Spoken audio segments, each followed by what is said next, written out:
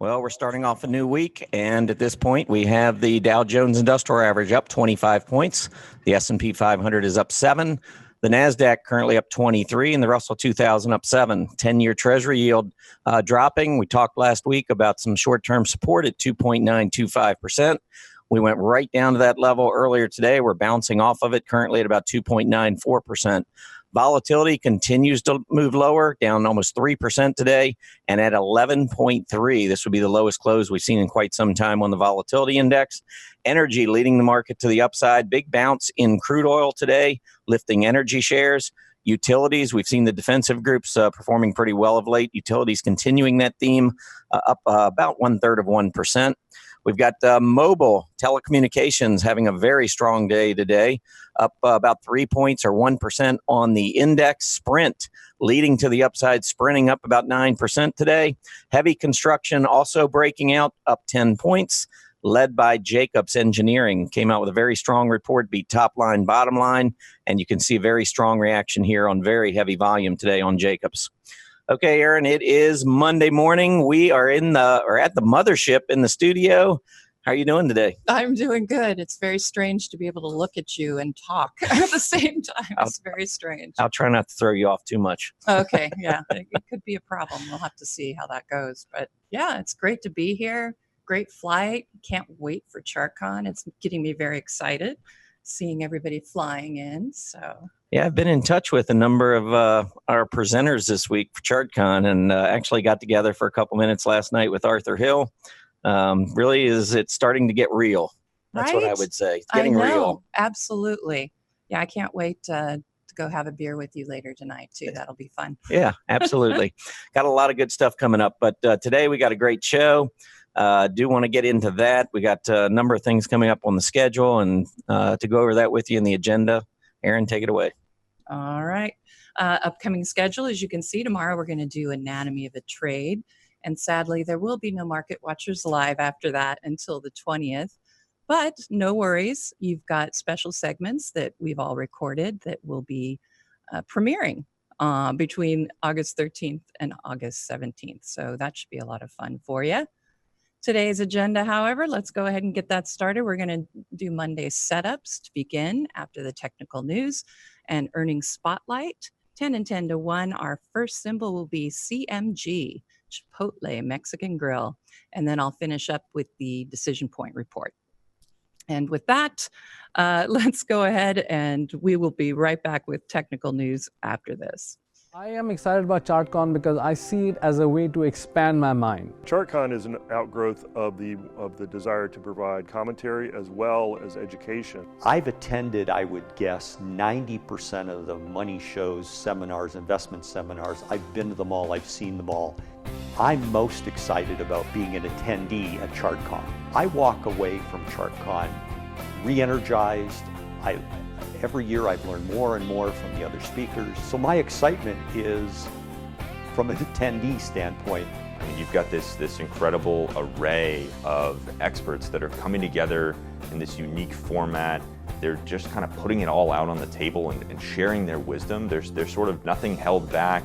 I like to think that the indicators I come up with are pretty good, but then you look at some of the other speakers that are on the slate, and it's like, oh man, I wish I had what he does. It's like when you get something for Christmas, you get a new toy under the Christmas tree, and then you go outside and play on the street, and then you find out what everybody else had. Like, oh, that's really cool too. So there's some guys that are coming to ChartCon that have just the neatest stuff, and to listen to them speak and to be part of the community sharing ideas, it's a really exciting time. Ask yourself, what do NFL teams do in the offseason? And what do the college football teams do in the offseason? What do Formula One teams do in the offseason? They're all getting ready to do better. They're improving their techniques, improving their methods, improving their ideas, examining their ideas. And I see ChartCon as a way to get a lot of new ideas, sort of an off-season, to think about how I can improve my trading. ChartCon really is about 2 days of investing in yourself.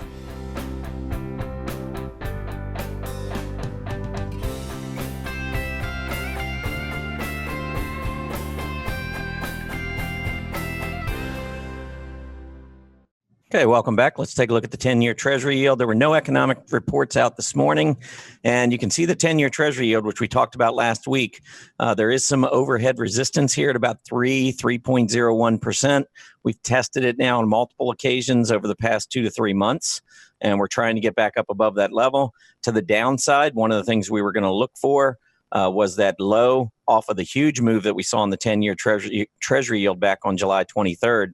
We had pulled back to 2.925% after getting up to that 3% level. Pulling back, we hit 2.925 again today and also hit that rising 20-day moving average. And that was really the key, watching to see whether or not we could hold this on a pullback. So if we were to bounce from this level, which is what I'm expecting, that would mean that money is rotating away from the Treasury market, and that would be what is sending the 10-year Treasury yield higher. And of course, that money rotating out of the Treasury market, that defensive Treasury market, would be good for U.S. equities. So that's something to keep an eye on as we go forward throughout the trading week and really throughout the rest of August. A couple of items to take a look at. First, let's pull up the XLE. This is the energy ETF. Couple of things here. First, off of the uptrend that we saw in April and May, it looks to me like we've got a symmetrical triangle building. So I'm going to go ahead and annotate this for you. The uptrend, I expect we're ultimately going to see a breakout.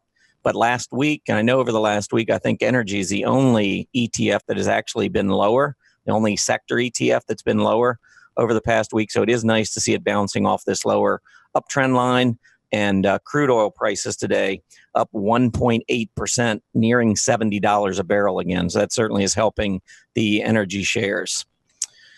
Okay, let's pull up the crude oil price. And you'll see that it's similar to the XLE, but not the same. Here is the crude oil prices. We have put in higher highs. We're putting in the higher lows. So I expect that we're going to continue that. First thing we would need to do is break out above about 70 and a quarter to the upside. I think that would enable the crude oil price to make another run for that $75 a barrel high we saw in early July. And with that, we should see the XLE following suit to the upside. Another group I wanted to take a look at today is the mobile telecommunications, the DJUSWC, dollar sign first, of course. And you can see we are breaking out on the mobile telecommunications index, taking out the high we saw back at the end of April. And then again at the end of July, the PPO is starting to turn up again. The reason for this move, or at least one of the reasons for the move, is we did have news out this morning that T-Mobile was going to be cutting its prices. If we pull up the chart, TMUS, you'll see a huge move up today in T-Mobile. It's up about 5%. And they're cutting their price of their basic plan to $60 per month. And that is equaling what Sprint charges. And if you look at Sprint also taking a huge move here to the upside, up 9%, and not too far away from that high that we saw at the end of April. And remember, it was at the end of April that we came out with the $26.5 billion merger that was proposed. A lot of consumer groups fearing prices will go up if these two companies combine. Also, T-Mobile had raised its outlook a week ago for 2018 subscriber growth. Originally looking for 3.3 million subscribers, that got raised to 3.6. So again, if we take a look at T-Mobile, you see that we did have the big gap up last week. We went back, tested the rising 20-day moving average, and we have continued to push higher. So T-Mobile, Sprint, both looking strong today. And as a result, we're seeing the mobile telecommunications group doing very well. Internet stocks, definitely rebounding from the weakness that we saw after the Facebook and Twitter debacle the last couple of weeks. We saw the big move down here in the internet index. We did hold on to the low at the end of June, early July. You can see that we tested that. It's starting to turn back to the upside. I have to say I am somewhat shocked, but Facebook is breaking back out above the reaction high after earnings. I didn't think it was going to make it back above 180, but it is currently up to 184, and that is leading the internet group higher. I would be really shocked, though, if we get through that declining 20-day moving average. A lot of overhead resistance on Facebook, and I think we'll continue to see that stock and that space struggle here in the near term.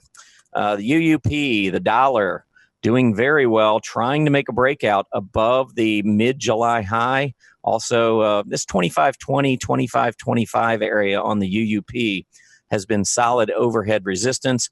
It's really important to watch, though, because we do get the breakout on the UUP, which is the proxy for the dollar. Then that likely would mean the dollar index, which also is right at resistance right now. This is as of Friday's close. But if the UUP starts to move higher throughout the day, then we should expect to see the dollar index making a breakout.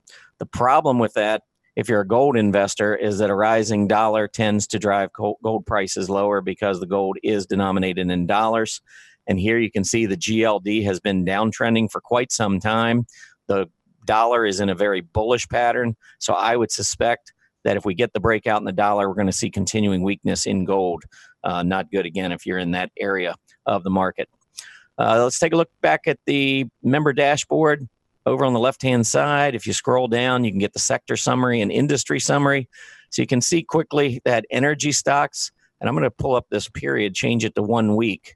And you can see down at the bottom here, energy over the last week is the only group that has been in negative territory, down almost 2%. And all the other 8 sectors have been moving higher, including technology, which is up over 3% in the last week or so. But let's take a look at that XLE chart again on the daily basis, because here is that sideways consolidation.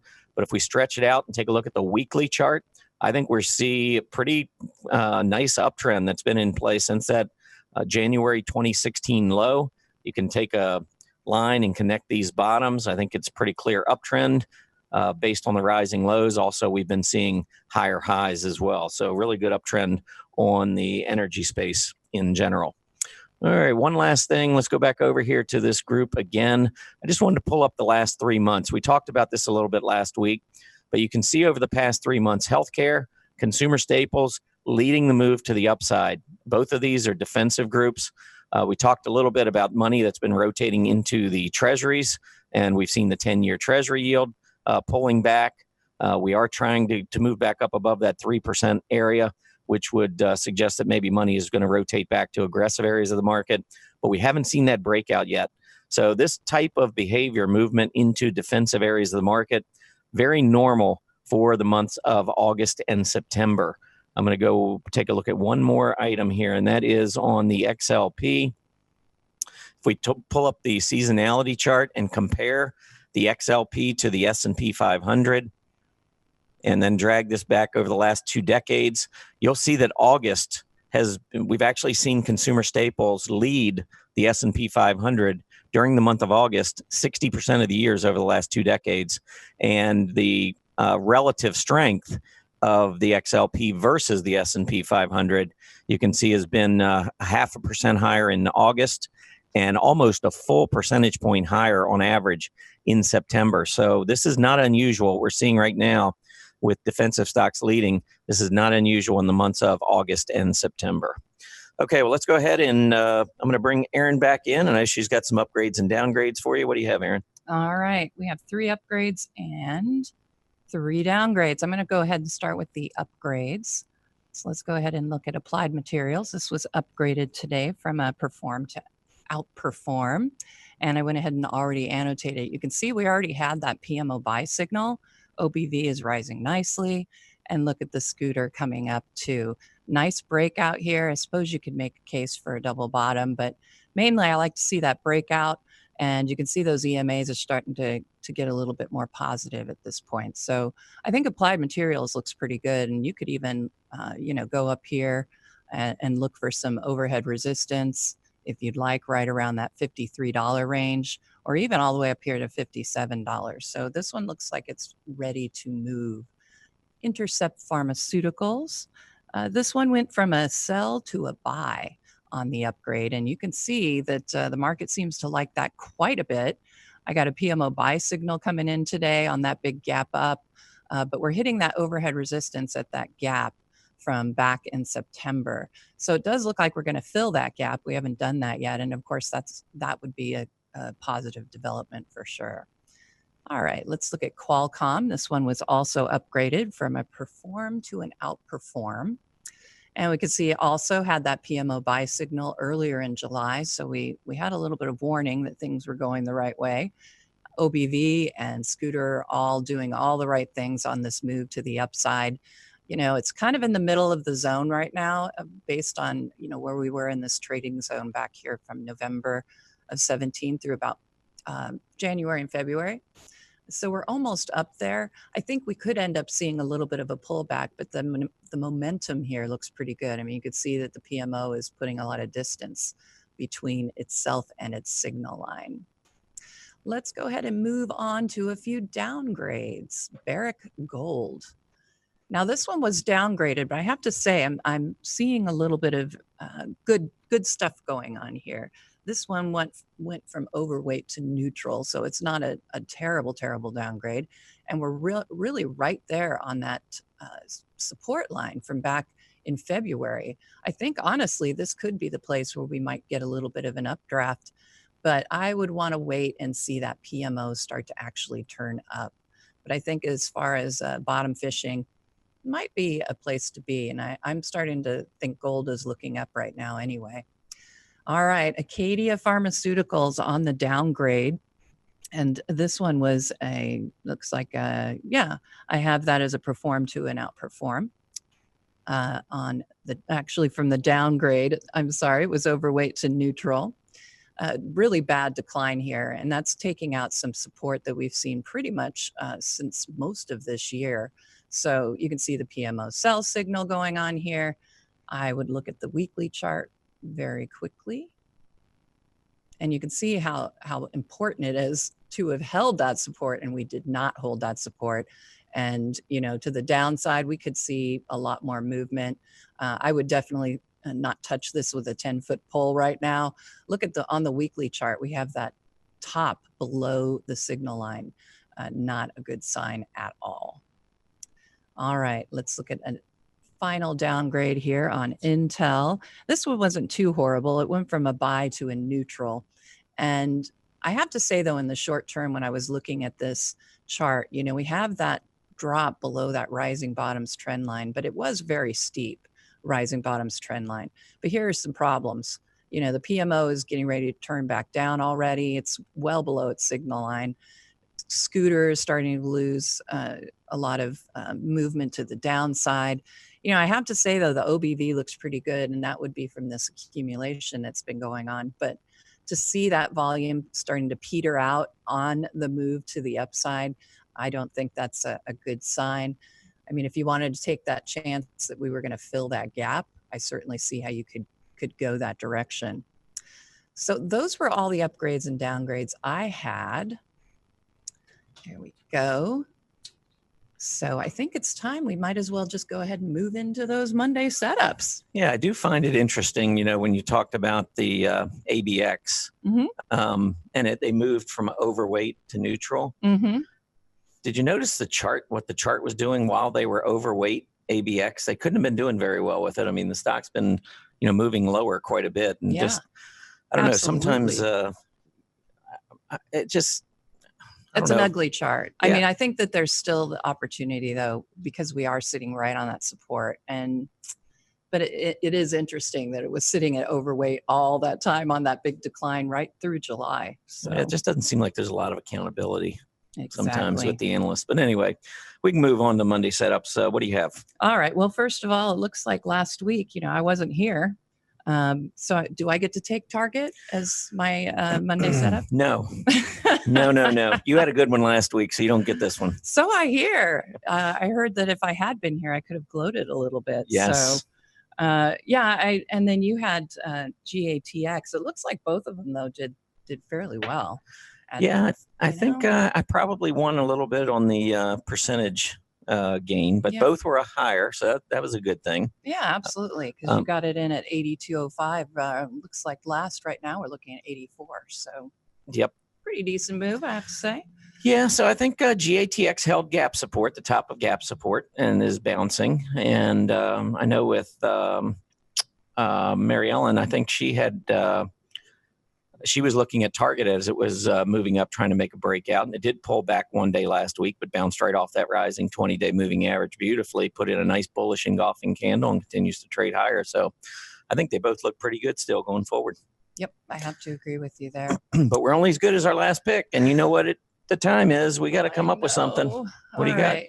let's see, I'm having a little difficulties here. We're in a different place, so I'm kind of trying to get used to how to get to where I need to get. There we go. I think everybody should be able to see that. Let's see. Do I need to share it maybe? Yeah, I'm not seeing it yet. Yeah, let's get back here. All righty. I'm going to get better at this. It's just a little different. Okay, there we are. All right, so let's go ahead and look at the Monday setups that I had. And actually, I mean, my scan came up with quite a bit this morning. I had about 27 to choose from, and I thought that a lot of them looked pretty good. So I'm going to start with all and then all of the others, and then I'll get to my pick.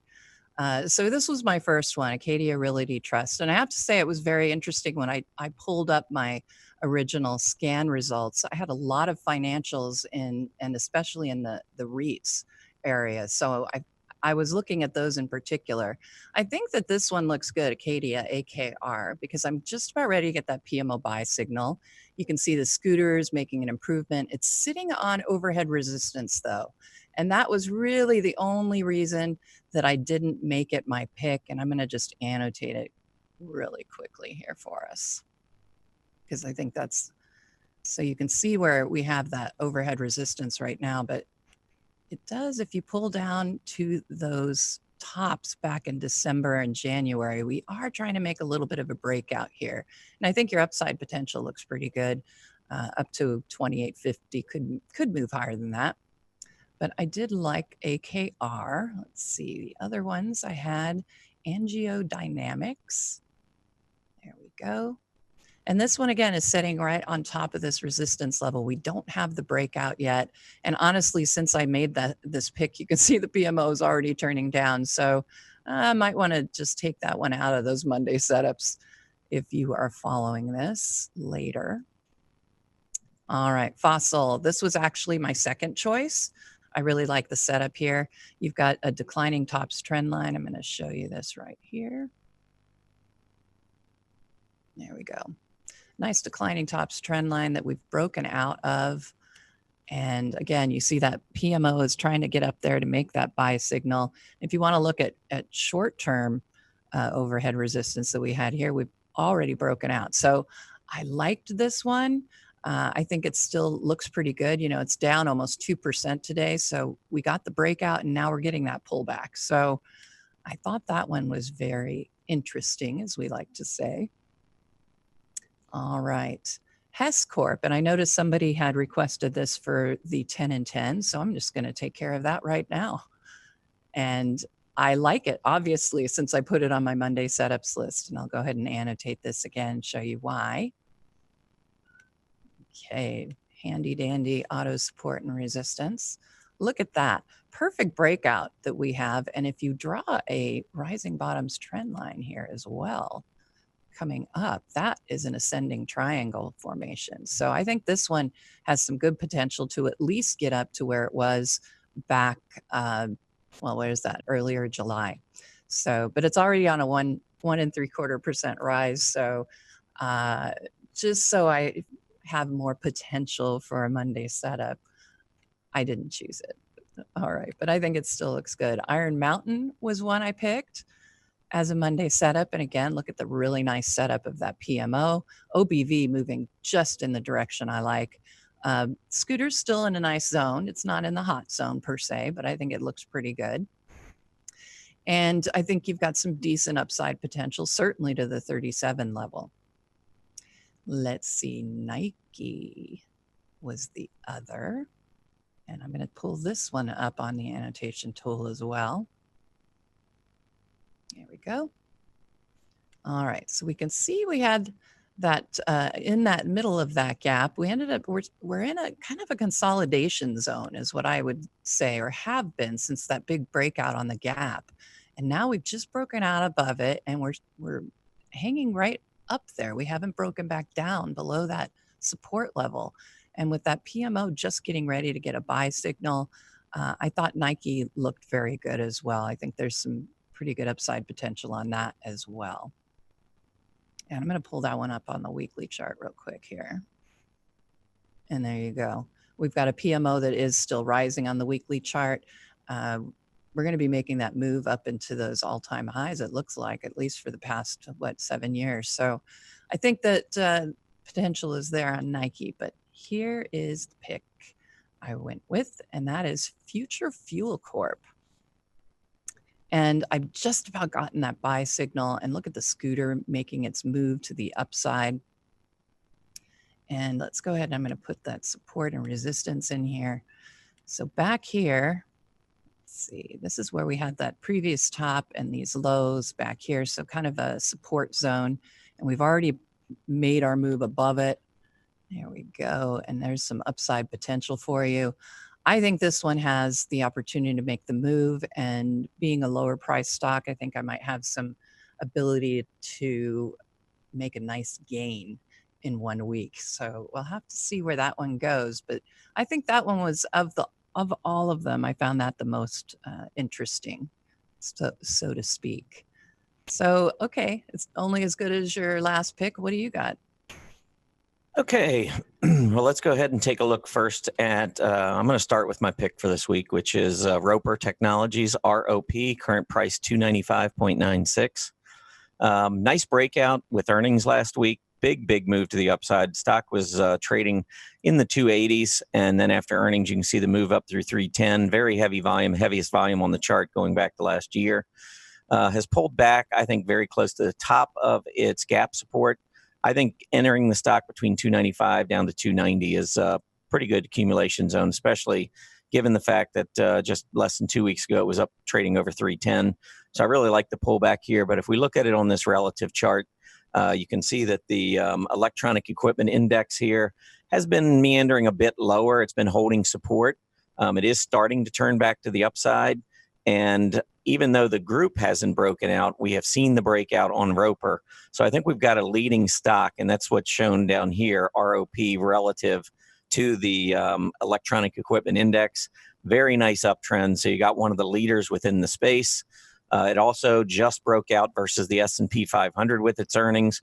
It's pulled back, but again, near that gap support zone, which I like. But the group overall has been struggling.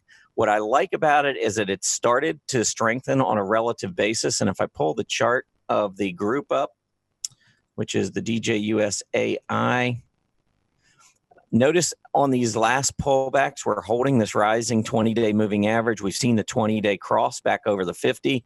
And on the latest breakout here, PPO looks really strong, not to mention the fact that volume has picked up. So I think the group is beginning to strengthen. We got one of the leaders. It's made the breakout. So I am going with Roper this week. Now I've got a number of other stocks here. So let's go through these. Danaher was the other one I was really considering with Roper. I love this gap up, the pullback. I had talked previously about the equal highs and the rising lows, how we had a nice ascending triangle in play. And sometimes the way I used to trade this is when I came back down after gapping up above resistance, normally I would look for support in this 103, 104 area to hold. And if it didn't, I'd get stopped out. But I've actually changed my strategy over the years. And now I usually give it down to about the 20-day moving average. And I think also after earnings, we posted that reaction low right here at 101. So I can get in. Actually, I own Danaher and I own Roper as well. But I like the fact that I can get out with fairly tight stop, losing very little if it goes against me.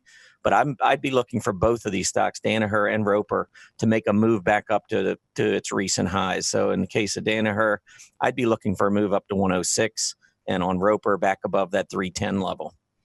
Some other stocks that I have, ACN, I mentioned this one in my blog this morning, kind of talked myself out of it for this week, but you can see that it gapped up back in late June with its earnings. It's back in that gap support zone. I think it could potentially still go down to the 155, 156 area, which is just a little bit more than I'd want to give for a 1 week contest or 1 week pick like this. So I like the stock, and especially if it weakens and gets down closer to that 155, 156 area, but I didn't want to pick it for the competition for this week. Let's take a look at Alexion Pharmaceuticals, ALXN. Stock has been under a lot of pressure, had a negative divergence here on the most recent high, which was suggesting to me we might get this 50-day test. We've actually gone a little bit below. And today, we'll see whether or not this holds up. It's trying to put in maybe a hammer off of the recent pullback that we saw back in late June. near the 120 level. Today's low is 120.5. So this is an area where we could see a reversal on Alexion. I like the biotechs. Alexion did come out with some pretty good results recently, so I'm looking for a rebound here. ASB. ASB is Associated Bank Corp. I think that the breakout here, pretty obviously coming across, resistance was at 27. We broke out, ran to 29, and now on this pullback, we've been coming back and holding this 27 area.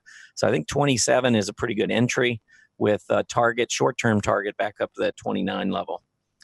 GIII, which is G3 Apparel Group, another gap up. Very heavy volume back in June. This was earnings related. They beat on top line, beat on bottom line. Notice they came back and established very solid support, price support and gap support at about 43, maybe just a little below 43. And then last week we came back down here again. I think we've got a trading range of, to the downside, somewhere in the 42, 43 range is support.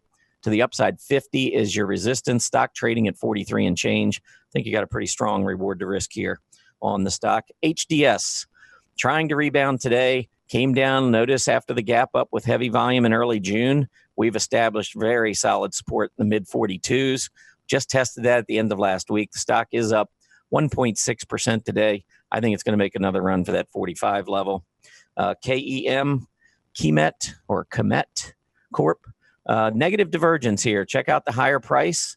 Look at that lower PPO. And as we were making these final fateful highs back in mid-July, the volume was coming out of the stock, and then we saw it roll over. The PPOs made its way all the way back down to the center line. This is what I look for on these negative divergences. We're back to the 50-day moving average and the PPO center line. We've reset. I think the current price down to 24 would be an accumulation zone with a target up in the 29.5 area. And a fairly tight stop, closed below 23.75, would probably have me out of the stock. Momo, this one, they report in 2 weeks. I think it's August 22nd. The stock, after gapping up with earnings back at the end of May, very, very heavy volume, over 25 million shares. Huge gap up. It ran up to 54, became very overbought, as you can see on the RSI. And it has just slowly made its way back. I think we've got a bullish wedge. If you connect the highs, and then you connect these lows coming across, we've got that squeezing piece of pie, and Momo is almost down to the bottom of gap support. I'd watch for a reversing candle. If we get one, we could see a pre-earnings run-up over the next couple of weeks. So I think Momo is interesting. Two more real quick. We got Micron Technology, ticker symbol MU. We got down to a low just below $52 to open July. We did reverse off of that on some pretty good volume.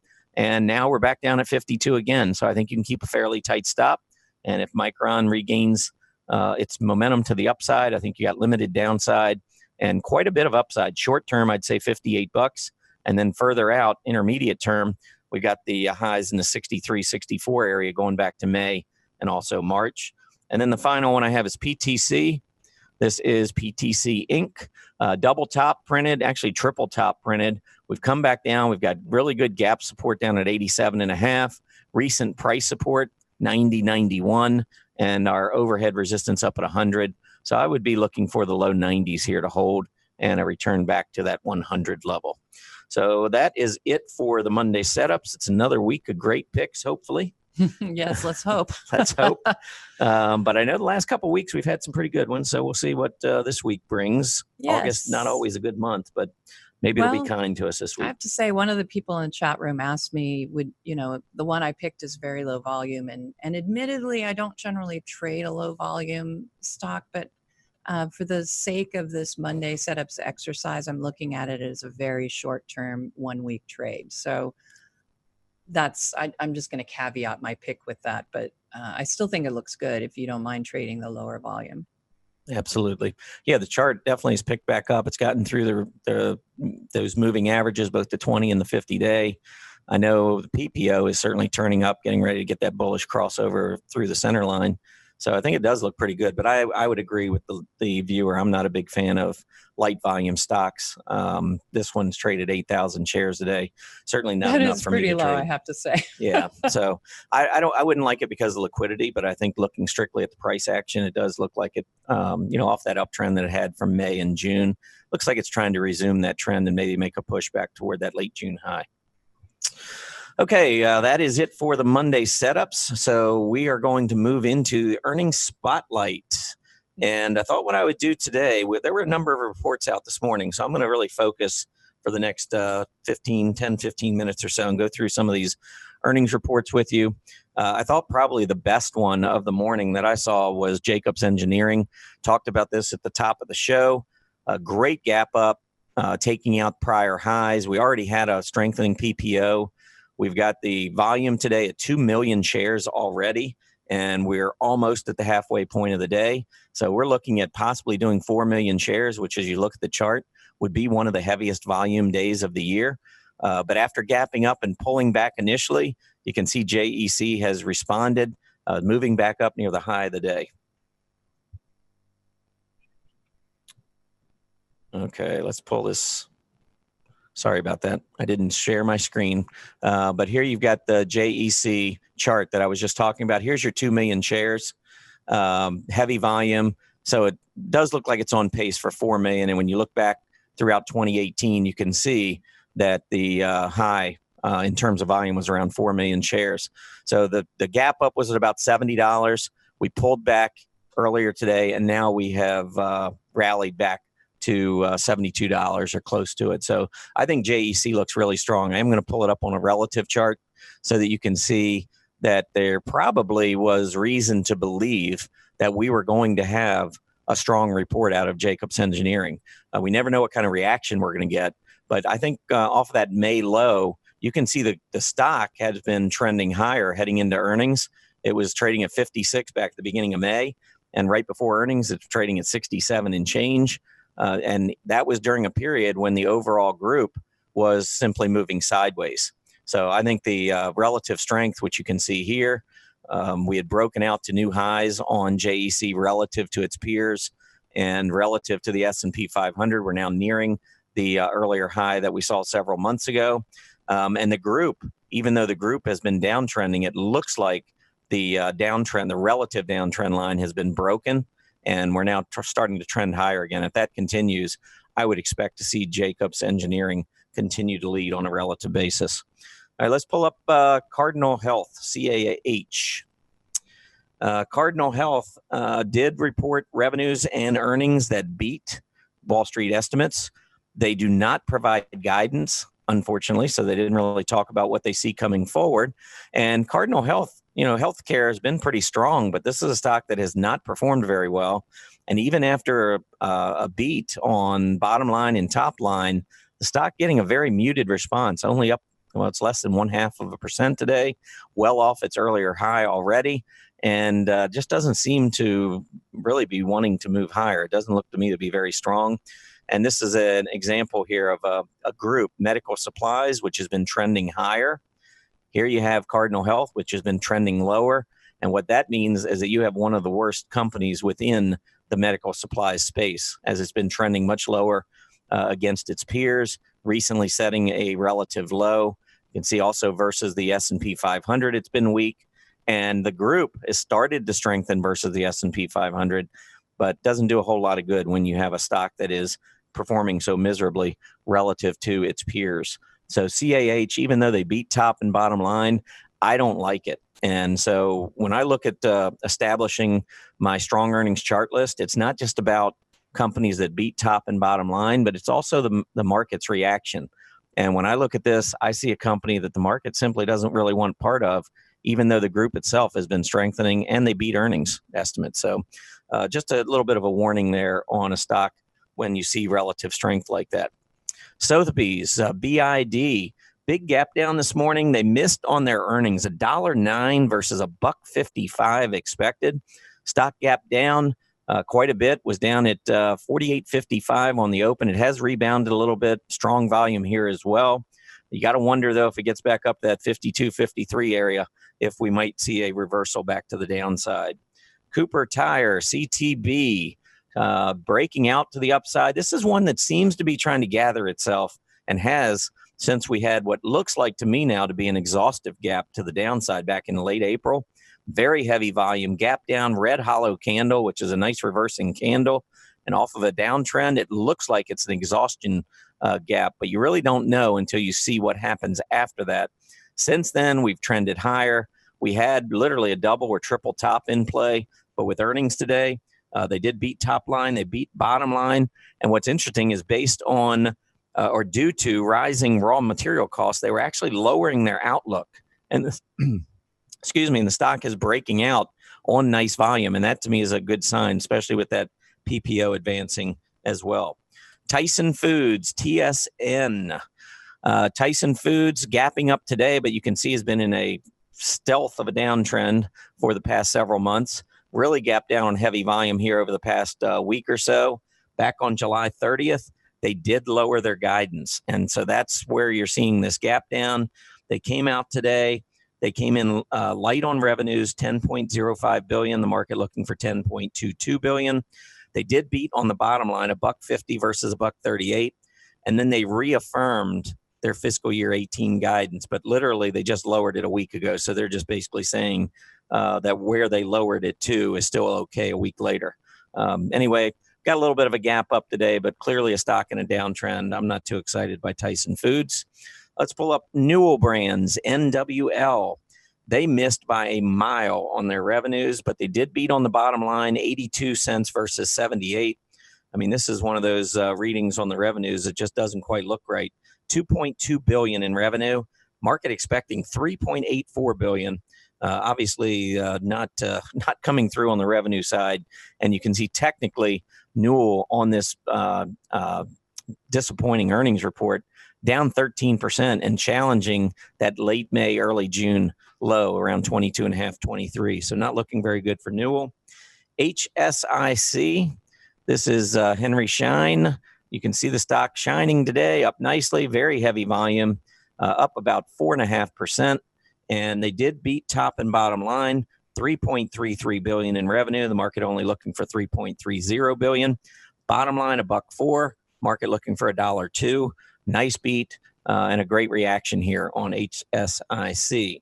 Colfax, CFX, came up short on the revenues, fell $27 million short of the $952 million estimate, but they beat on their bottom line, 61 cents versus 53. Got a huge gap up this morning, but it has retreated quite a bit off of this uptrend. I'm not sure if we sit here with this black candle at the end of the day, I would be expecting some more weakness, maybe down to test that 20-day moving average. So we'll see how it finishes today. But the reaction, even though it was strong at the open, we have seen a reversal in CFX. PBR. I'm not talking about the beer. Here we got $23.41 billion in revenues, 26.26 as expected. I didn't see their earnings per share, but the stock is kind of flat today, only up 4 cents. Not really seeing a big reaction here on PBR. Sempra Energy SRE, $2.56 billion in revenue. That came up short, 2.71 expected. But we did beat on the bottom line, $1.35 versus $1.17. And I think after the gap up we saw back on June 11th, I see us consolidating here, and I'd be looking for a breakout over 118 with some increasing volume. I think that would be the signal for a potential continuing uptrend in SRE. Rite Aid, they warned. They cut their adjusted EBITDA, EBITDA, that's earnings before interest, taxes, depreciation, amortization. They cut it from 615 to 675 million range down to 540 to 590 million. That's about a 10% haircut. And the earnings per share, Wall Street was expecting anywhere from 2 to 6 cents. And now they're saying it's going to be a loss of 4 cents to possibly break even. And market not very excited about this. Stock down almost 10% today, trying to hold on to the recent lows. But here's a stock that just has not been going anywhere for quite some time. We could pull up the longer term 3-year weekly chart and take a look at Rite Aid. I mean, it really is in a bear flag. It's been trended lower throughout 2017. I see a descending triangle where you can connect these lows. They've been equal. And then you can see the highs continue to slide. this is a bearish pattern to me. I really see no reason to try to bottom fish on this one at this point. I'd need some good news and see an uptrend begin before I'd be too excited here. Just a couple of other earnings that are going to be coming up this week. So I thought I would take a look here. Let's first pull up Disney. DIS having a really strong day today, and it's been a great performer over the past couple of months. Disney, after putting in a triple bottom down around 97, 98 in April, May, and early June, has been rising since. Stock is up today more than 2%, one of the best performers on the Dow, and it is up over $116. Pulling up on a relative chart, I think signals that we're probably going to get a good report out of Disney this week. Beautiful move up, taking out the highs that we saw back at the end of, the early part of 2018. The group itself, though, broadcasting and entertainment, nowhere near breaking out above that January high. So what we see is Walt Disney outperforming its peers, and that is evident from this Disney versus DJ-USBC relative chart. Right here, we're breaking out. We broke out above that earlier high, relative high we saw in May, went back, tested it, and now breaking out to another high. I think Disney is looking good heading into its earnings. It doesn't necessarily mean we'll get a great reaction to its earnings, but if they beat top and bottom line and we get a pullback to that rising 20-day moving average, that is where I would consider Disney. Monster Beverage coming up with its earnings later this week. The soda area, soft drinks, been doing extremely well last 2 or 3 months. You can see a huge rise up. Monster following suit, but it has pulled back, wondering maybe if it's just a little bit of profit taking before its earnings report. We are starting to strengthen again today, but on a relative basis, it doesn't appear, at least at this point, to be one of the strongest stocks in the space. So let's see how the earnings come up this week. I do see a mixed picture here with Monster. And then finally, let's go back to that broadcasting and entertainment space.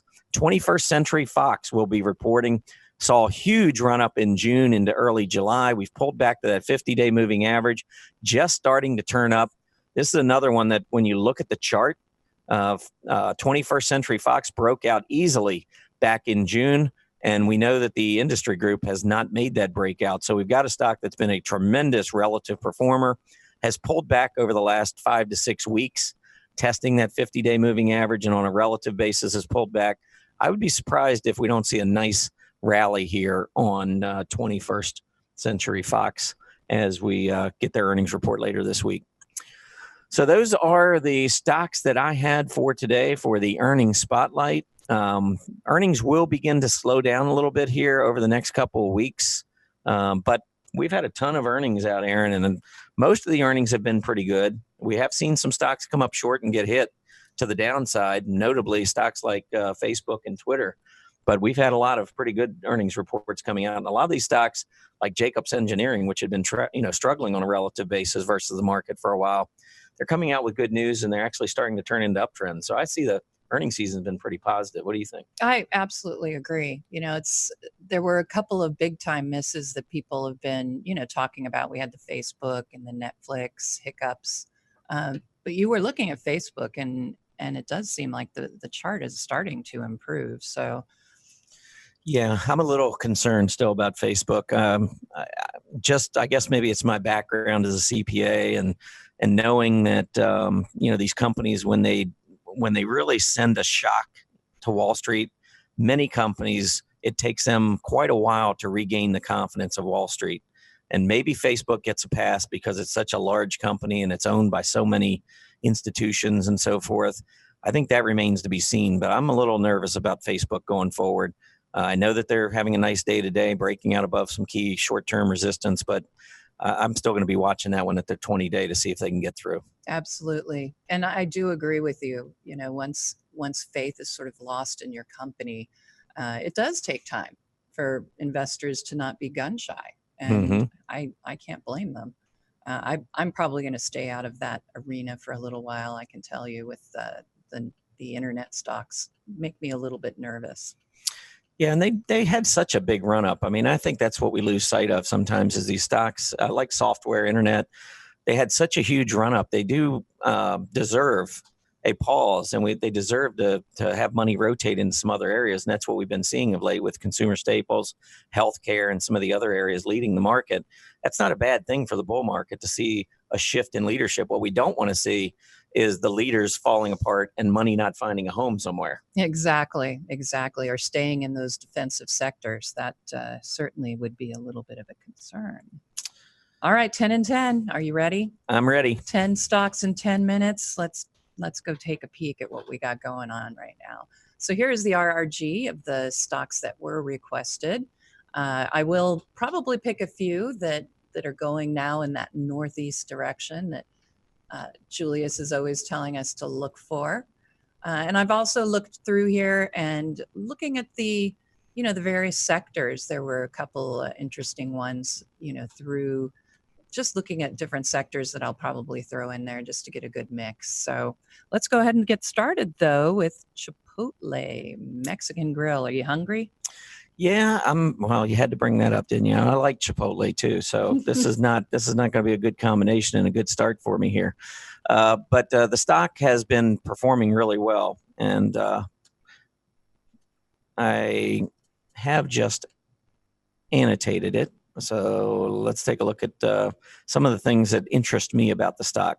First of all, you can see that we did bottom back in February, and we have had a huge move up in Chipotle since that mid-February low. Stock was trading down at about $250, and we're almost to $500. So we've had almost a double here in just the past 5 months or so. So clearly the market likes what's going on and maybe a little hungry for some Chipotle shares. But we've got restaurants and bars during the same period, which has really struggled. Since the CMG bottomed back in mid-February, the overall restaurant and bar group has gone mostly sideways, and yet Chipotle has nearly doubled. So when you look at it on a relative basis, this is what you see. CMG just pulling ahead of its peers and outperforming most of the stocks in this group. And that's what I like to see. I mean, if I'm going to invest in a restaurant or bar stock, I want to own a stock that is performing well. And right now we have that with Chipotle. We're trying to make a breakout back up above 480. I think if we get a close there, that would be very bullish for the stock. All right. And it appears our most popular right now in the chat room. Oh, it's a tie. So I guess we'll have to look at both of them. But first up would be Google. All Alphabet, whatever you'd like to call it. No, I'm not calling it Alphabet. It's not happening. That is one name change I just can't get my arm around. I don't think I ever will. And I think everyone's like that too. I've been Googling things for too long to start alphabeting them. But we did get a big breakout on Google to, about 2 weeks ago, above the prior resistance. 1200 was pretty, decent area of resistance. You can see the gap up, very heavy volume. And this pullback, I think, just created an opportunity. We pulled back to the 20-day moving average, got very close to gap support, price support, and now we're trying to turn back to the upside. I think Google right now is just sitting in a trading range. I'm going to say 1210 to the downside and about 1290 to the upside. Okay, look at you go. The next one that was one of the most popular would be Roku. All right. Well, I do own a small piece of Roku. I'd like to get in more of it, but it will not come back down to where I wanted to get it, which was the gap support area. But that's okay. I like the stock. I think that it has performed extremely well throughout 2018, especially off that early April low. When it really caught my attention was back in May with its earnings report. Here was a huge gap up. And even though we did have that reversal, remember, we had moved up quite a bit on Roku into that earnings. The stock was trading at 31, and prior to its earnings coming out, it moved up in 3 or 4 days from 31 to 36 and then opened up 38 and change. So it had made a huge run in a very short period of time. Of course, when everybody wants to buy, you've got market makers on the other side of the trade providing liquidity. And when they're on the short side, a lot of times you will see exactly this, a short-term pullback. But after going all the way back down to 32, we reversed on that 20-day moving average. The stock performed extremely well. I was a little nervous about Roku when Netflix was going to report their earnings because you just never know, maybe one might take the other down. But Roku has managed to stay pretty strong. And after having a negative divergence here, higher prices in July versus June, you can see the PPO was lower. negative divergence, I look for the 50-day test. I look for PPO centerline test. And essentially, we've gotten that, and we're starting to turn back to the upside. Light volume, but I believe Roku reports this week, so you want to be careful with that. But in the short term, I think trading range on Roku, 43 to the downside and just under 52 to the upside. All right. Here's an interesting one. What are you thinking about the energy space? Here's Chesapeake Energy, CHK. It's up 4.6% today.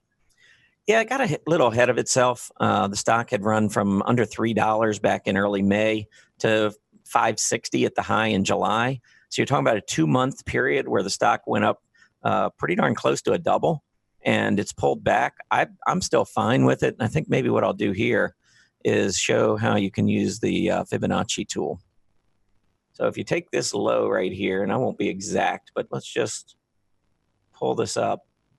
So from the low to the high, the pullback, the first pullback on Fibonacci, which would be 38.2%, and then the 50% range, you can see we're kind of right in the middle of that. And I'll move it over so you can maybe see it a little bit better. But here you can see that we're trying to get back up through the 20-day moving average. We've got overhead resistance, in my opinion, around 495 or so. I'd like to see that cleared. And then I think we're going to make a push back to the high.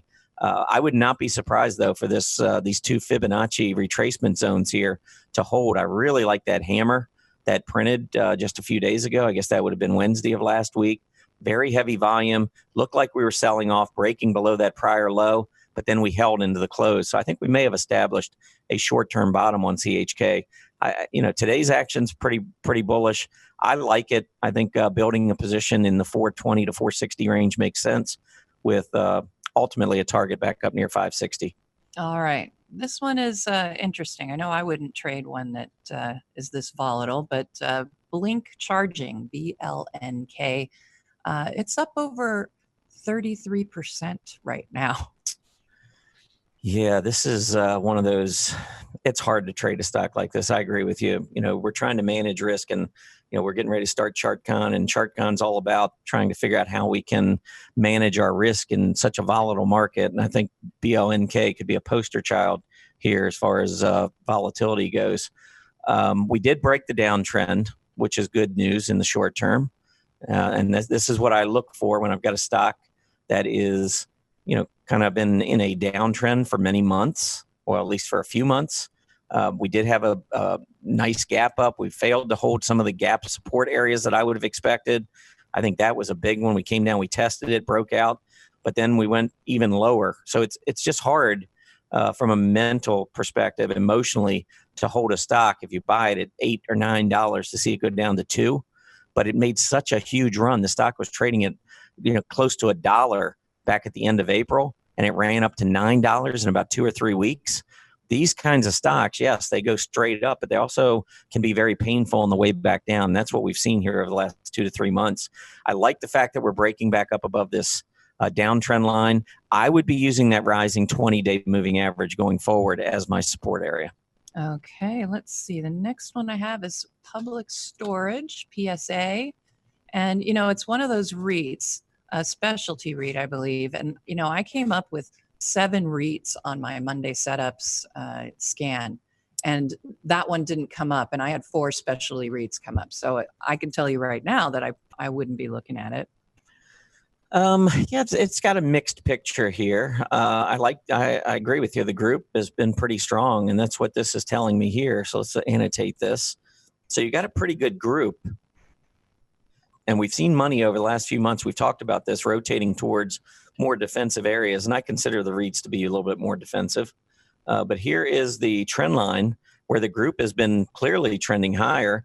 We had a nice uptrend in play here on PSA for a while, but you can see the volume picked up on this move to the downside. So I would agree with you. I think that this is a good area of the market. It's been pretty strong, but I just don't like the stock. We've recovered pretty nicely off a couple of big gap downs with heavy volume. Maybe there's some accumulation taking place, but notice the last 2 to 3 weeks, we keep failing as we get close to this 20-day moving average. And we just saw this death cross with the 20 going below the 50. So I think there's too many negatives in this particular stock for me, too many hurdles to climb. So I'm going to pass on it. All right. How about Cooper Tire and Rubber, CTB? Yeah, this is one that just went over on the earnings spotlight, but we can pull it up, and this time I'll take a look at it on a relative chart to its peers. But you can see the tire group has been going down. Maybe we've seen a bottom. It looks like maybe the downtrend, the relative downtrend's been broken.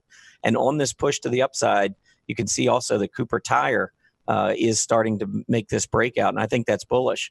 The other thing that stands out to me is that while the group overall was breaking down, and I'll show you that here. So we continued from here to keep moving lower in the tires, but check out the action in CTB off of this.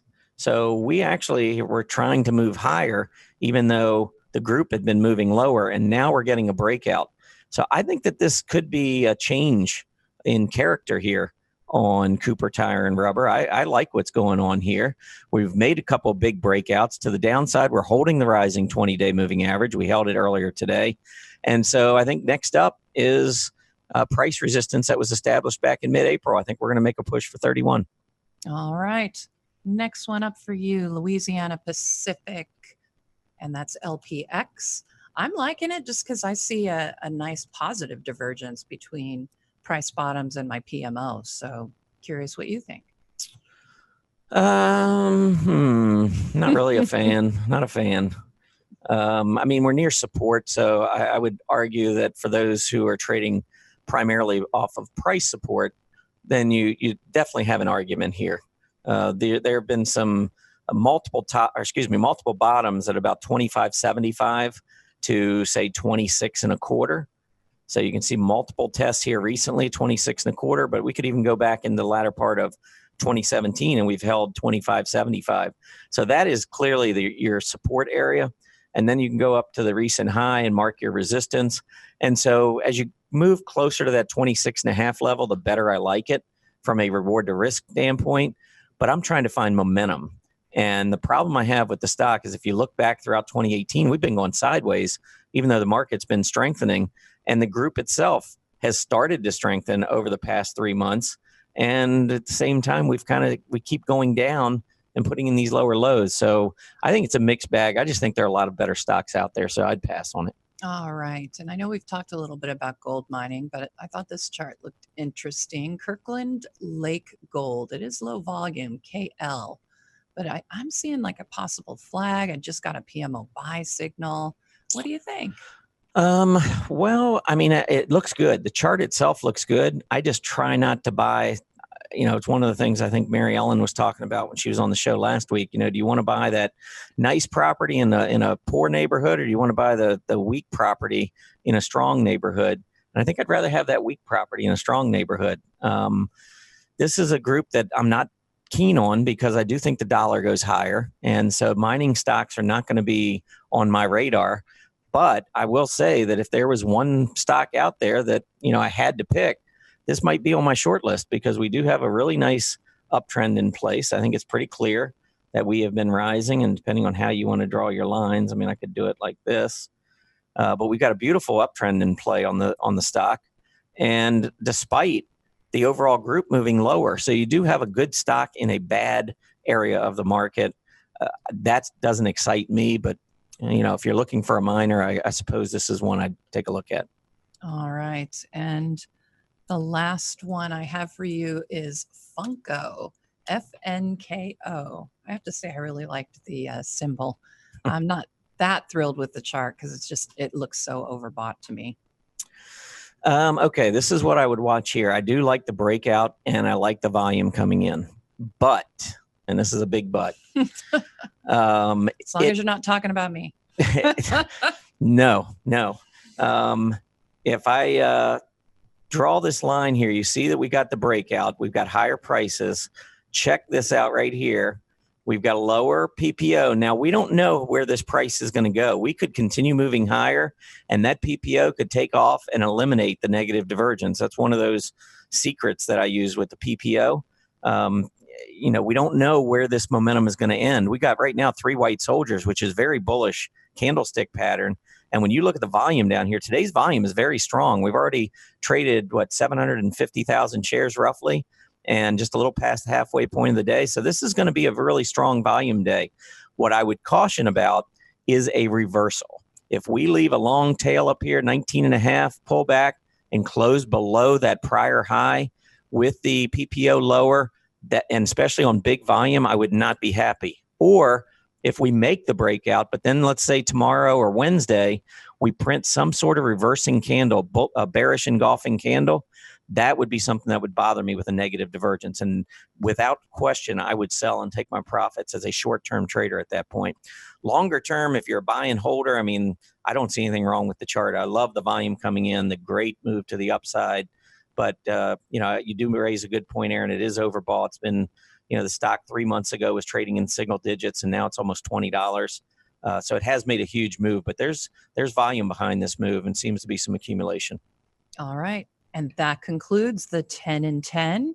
Very nice job, Tom, I must say. Thank you. Here are the symbols, and I will get those up into the Market Watchers live chart list. And you can find that if you just go to the blogs page, click on the Market Watchers live blog, and you'll find the link in every single blog article, but it's also right there at the top on our main blogs page. All right, we will be right back with the final market update after this message. Volatility is back and interest rates are rising. With the markets headed into uncharted waters, ChartCon 2018 is here just in time. See how the experts are protecting themselves and watch live from the comfort of your home or office as they reveal the risk management strategies they use to stay profitable in any market. Plus, you'll get complete video recordings to watch on demand for years to come. Join us at ChartCon 2018, streaming live August 10th and 11th.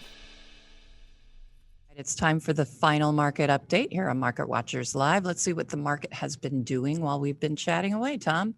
Looks like everything's on the upside at this point. We did see the Dow start off on negative territory, but it's making a move up. It does seem to be stalled right now at the intraday highs. You can see S&P is rising nicely, still in a nice rising trend. NASDAQ 100 went back down and tested, yesterday's close, but it's right back up, continuing higher. S&P 100, same. The S&P 400 and Russell 2000, I noticed early on that they were showing the most strength, and it looks like they are still on the upside, continuing to move higher, not testing, but making new intraday highs. You can see TSX is up for the day, and we've got the Treasury yields, as we were talking about earlier, down on the day, currently reading 2.94%, just about there. UP made a breakout, but it is coming back down a bit and consolidating right between 25.20 and 25.22. We can see GLD, big gap down, does seem to have found its intraday low and is consolidating sideways as well. USO forming a flag right now. Nice move this morning, but it is starting to peter off just a little bit there to form a flag. And the VIX moving lower. My goodness, we have a reading of 11.3. I would say that's a little bit of complacency in what's going on in the market. And that completes the final market update. What do you think of that low VIX, actually?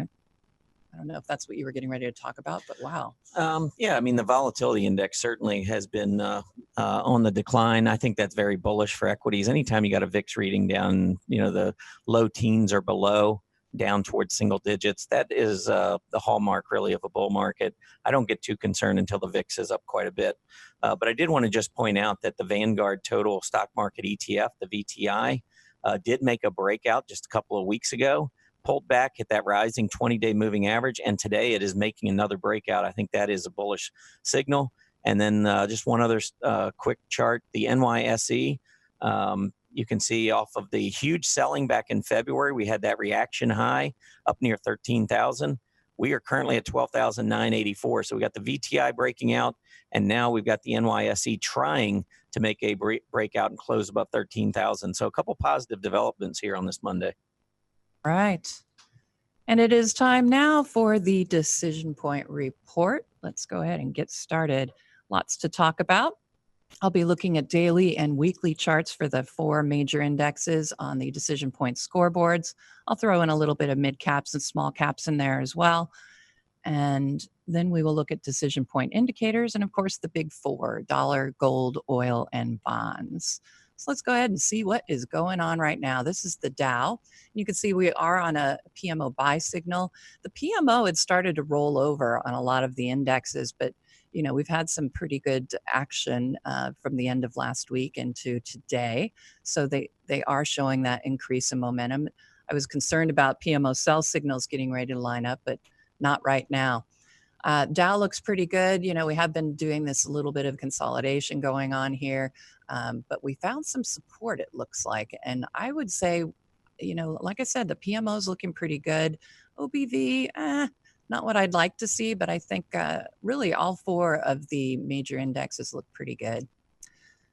Dow weekly chart, and I have annotated an ascending triangle, and I think that looks good. Look at our PMO, just about ready to get a buy signal on the weekly chart. So when you look at the scoreboard for the Dow, and we'll just pull that up right here, you can see that we have that PMO sell signal in the intermediate term. Well, that's why, because our PMO is currently below its signal line on the weekly chart. But that arrow, that red arrow, looks like it's going to be disappearing here, possibly by the end of the week.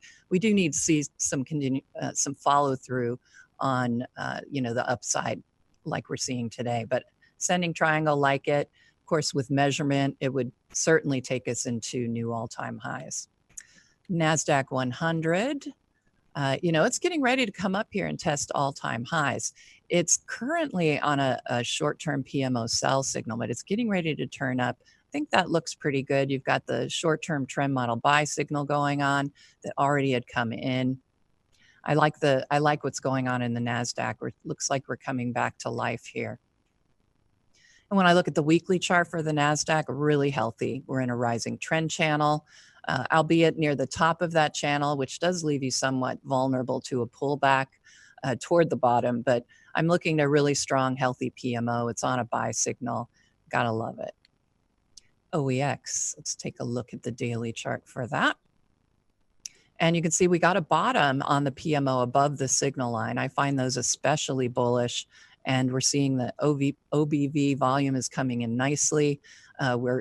Right now, we're looking at a new high for, the past few months, really what we're sitting on now. And looks like we might actually get up there and test those all-time highs. I like the daily chart. Let's go take a look at the weekly chart. And I think this one looks every bit as positive as the daily chart. You've got a nice PMO buy signal. PMO is not really showing any hesitation whatsoever. I would expect to see all-time highs challenged here very soon on the OEX. All right, the all-important S&P, everybody's benchmark. Nice breakout from July's overhead resistance. Looks like we're on our way to go test and possibly surpass all-time highs as well on the S&P 500. Another bottom above the signal line on the PMO. Really positive, something you definitely would like to see. And so I'm looking for higher prices at this point when I look at these price charts and the PMOs. And here is our weekly chart for the S&P 500, also looking quite nice with that PMO buy signal. It's still going up without hesitation. And as you can see, we are looking at that challenge of those all-time highs. I like it. All right, let's look at the mid caps. And here we go. We are on a PMO sell signal, but you can see that we've gotten that PMO bottom. It's getting ready to turn back up. I think that, we've seen some pressure on the mid caps and even the small caps as of late, but you can see right now getting ready to go and test those all-time highs for the IJH ETF, which is the S&P 400 ETF. And if we look at the weekly chart for this, I've got that all annotated up here. You've got the PMO turning up, and it was a near miss there on a PMO sell signal on the weekly chart, but it came right out of it. We saw the same happen earlier in June, but I do like to see that even if it is a second bottom, it is rising bottoms on that PMO, and that bottom is happening above that signal line. So I think that's very positive. And we remain in a rising trend channel here, kind of right in the middle of it. But I would expect to see on IJH and the S&P 400 a move to all-time highs very, very soon. Let's go ahead and look at IJR, the S&P 600 ETF. And look at the PMO here. We're getting that move now toward the upside. And you can see it's really struggled in the past. We've had 3 PMO tops below the signal line, and that's quite negative. You don't want to see that. But now it looks like the PMO is ready to make that move toward the upside. And we've got a strong scooter here. As far as IJR, I think the OBV looks decent. Having a little trouble here at overhead resistance, but we'll see what can come out of that. Let's look at the weekly chart. All right. And you can see all-time highs just about ready to happen. Of course, if we close now, it would be at an all-time high. Got the PMO was falling. I need to update that one annotation, but you can see it is turning up now. We're holding on to that PMO buy signal. I think that, really when you look at all of these indexes, it's just looking much more bullish. I would like to see more money rotating, though, back into those more aggressive areas rather than in those staples and healthcare, but we have time. We have time for that. All right. We are looking at the Russell 2000 IWM ETF. I'm finding you have this rising bottoms trend line, and price is having a little bit of a struggle to get back above that rising bottoms trend line. And, I have a PMO. It is trying to turn up, but it just hasn't quite done that. I still, based on what we're seeing in the other parts of the market that we just looked at, I would still feel comfortable in saying that we should see some follow through. We should get that breakout above that rising bottoms trend line and a test of those all-time highs. Looking at the weekly chart, I think you'll see the positive picture going on here. We do have the PMO. It has turned down. It hasn't managed to get into that PMO sell signal, but I'm seeing just a little bit of deceleration here. And again, we're getting kind of this almost a consolidation on a flag in the intermediate term. But I still think, given what's going on with the S&P 600, 400, what we just looked at, I would imagine that the Russell 2000 will follow suit with those stronger areas of the market. All right, let's go ahead and look at the decision point indicators just to give us a feel for what's going on right now. I'll make this a little bit bigger for us. What has really been interesting to me is, I like to watch that VIX, and I like to see when it either closes above the Bollinger Band here or penetrates it, because typically in the very, very short term, and again, my VIX is inverted, just in case that is confusing people. But I do that because when it gets very low in the short term, I look at that as a sentiment reading. I look at the fact people are feeling maybe a little too bullish. And so we did get the penetration on the upside of that Bollinger Band.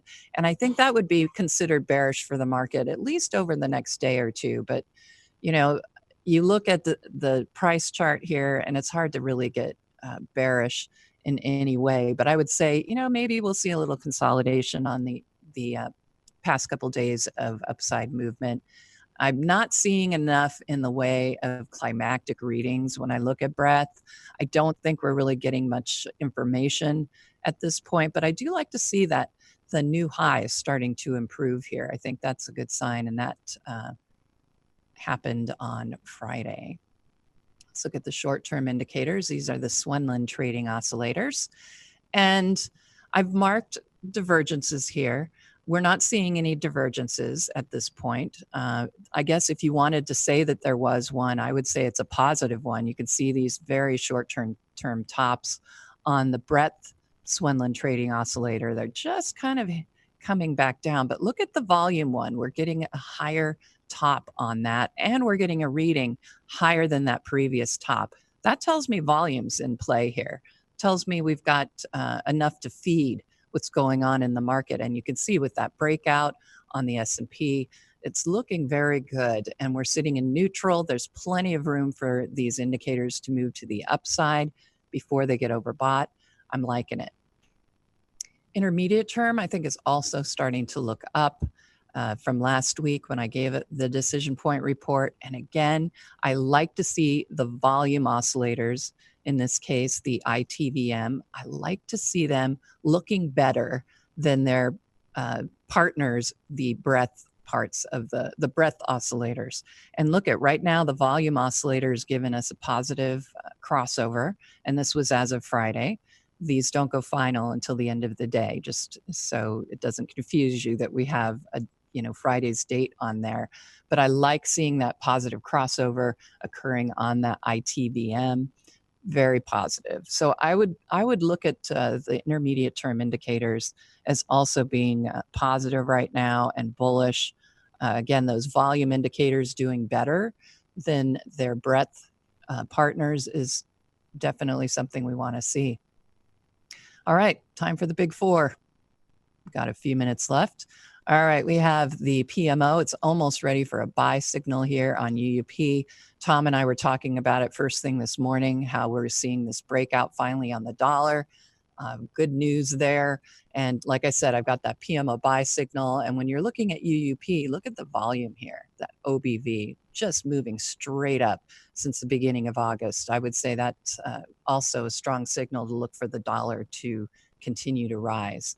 And the weekly chart for the dollar, there we go, also looking good. And you can see if we can get above that 25 level and close above it, I think that would be a very positive development.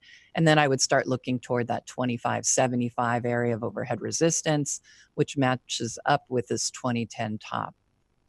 All right, moving on to gold. And what I noticed right off the bat is these very high discounts. And this is, of course, as of Friday, but this means that we're seeing some bearish sentiment. When you get sentiment that bearish, sentiment is contrarian. So you start to look for an upside reversal. So I'm actually feeling pretty good about gold right now. And I think we might be able to finally get above that 1240 level that has been really difficult over the last month. I have a PMO buy signal. I'd like to see that scooter come a little bit back to life with a 5.3. That does give you pause. And I know what a few people would say out there, well, how can you be bullish the dollar and bullish on gold? Well, I'm looking at the correlation, and right now they are somewhat decoupled. So I think you could see upside movement on both, even though typically they travel in different, they travel separately, reverse. All right, looking at the weekly chart for gold, I think we're at a critical point as well. I keep talking about that even on the daily chart at 1200. We really need to see that hold. I'm on a PMO sell signal on the weekly chart. So, in the intermediate term, not so sure about gold, but I think in the short term, we could be looking at a good move. All right, USO in the middle of a trading channel. I don't think there's much here to talk about. PMO is really indecisive. Currently, it's pointing up. OBV is starting to trend down a little bit lower. The scooter's strong. I think oil is still a somewhat strong area of the market based on that. But I'm not seeing anything too exciting. We're just traveling up and down in a trading range. And I'm not seeing the information here to tell me that we're ready for a big breakout. The weekly chart, again, nothing too exciting. Same sort of deal there for USO in that trading range. TLT daily, here we go. And as you can see, getting a little bit of a breakout from this previous area of resistance that I've marked here at that bottom in October of 17. PMO is starting to turn up.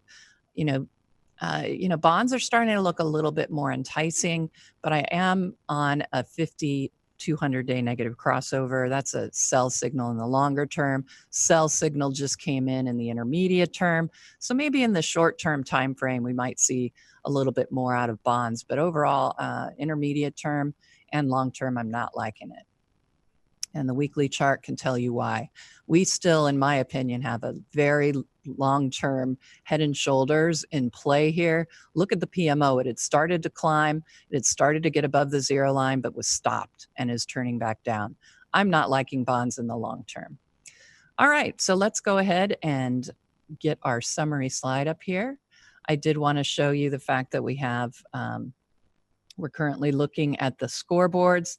NASDAQ did just come in with that short-term buy signal. And as you saw, we are now moved to a a buy signal on the PMO as well for the NASDAQ. I haven't actually put that in. And we saw that the Dow, that intermediate term sell signal is on its way out. When we take a peek at what our indicator sets told us, somewhat bearish in the very short term, but remember, I'm looking at those other indicators, and I would say somewhat bullish, honestly, to full-on bullish for the short term and intermediate term as far as the S&P goes. And when we look at the big four, UUP got that breakout. There's some resistance, I think, at 25.75, but that is some strong upside momentum on the breakout. I like it. With that very bearish sentiment, I'm feeling better about gold. And remember, it is decoupling somewhat from the dollar. So I think we still could see a move to the upside on gold. USO in a trading range, mixed PMO. Like I said, I don't really see much there. I would be neutral on oil and bonds. The momentum is shifting positive, and it's making that breakout attempt. But with those EMAs, those trend models being on sell signals, I would be very cautious here. And that completes the Decision Point Report for this week. And oh my goodness, Tom, it's already time to close out the show. I know. And this is ChartCon week. I mean, Yes. This is exciting being out here in Absolutely. Seattle this week. It's still strange to look at you and be able to have the conversation live in studio. It's very strange to be in the same room. Yeah, there's a lot of people that say it's really strange to look at me. Yeah. I don't know. I'm starting to get a complex. But we got some big earnings still to go this week. I know that, a lot of the bigger names have reported, but we do have a few big names. We got Disney coming up, I think either tomorrow or Wednesday. Booking Holdings. We saw a really good report out of Expedia recently, and Booking will be reporting. And, this company is probably the most interesting company in terms of seasonality. And I've gone over that many times, but Booking from a seasonal perspective has performed exceptionally well January through April. And for whatever reason, the bottom falls out the rest of the year. I want to say that they average going up like 30 or 35% during the months of January through April. And that's over the last 20 years. But then when you get outside that period, they tend to struggle. So their earnings report this week should be quite interesting. And then 21st Century Fox, talked about them earlier. So we got a couple of the big broadcasting names, Disney and 21st Century coming out. And then Monster comes out, another soft drink company, and some of the soft drinks been doing better. So should be a lot of fun. Interesting stuff. We do have the poll up there. We've been asking about what tools you like the most. Scans seem to be the big winner there. 2/3 of us, and I was on the scan bandwagon there as well. I love my scans. It really is great. Yeah, looking at all of this, I would say probably the scans. I'm a big seasonality person, but, my trades are normally based off of my scans that I run of my strong earnings chart list. And actually, probably my last 10 stocks that I've purchased have been based on that. So I'd have to say the scans are number one for me as well. Yep. I need to get better at the alerts. I think that would also be right up there with if I use them properly, but I haven't been using them much. So there you go. Annotation tools would be up there too, because I annotate a lot of my charts and save them in the chart list. Absolutely. And there's our upcoming schedule. Tomorrow we'll be doing Anatomy of a Trade. And yes, ChartCon. Oh my goodness, coming right up. Absolutely. Want to thank everybody for joining us today. Please remember to complete the survey as you exit. We do love to get that feedback. As a quick reminder, Market Watchers Live airs 5 days a week, Mondays through Fridays from noon to 1:30 p.m. Eastern Standard Time. Have a great Monday afternoon, everybody. And don't forget, we got ChartCon 2018 coming up. Get registered now, and we will see you back here tomorrow. Happy trading.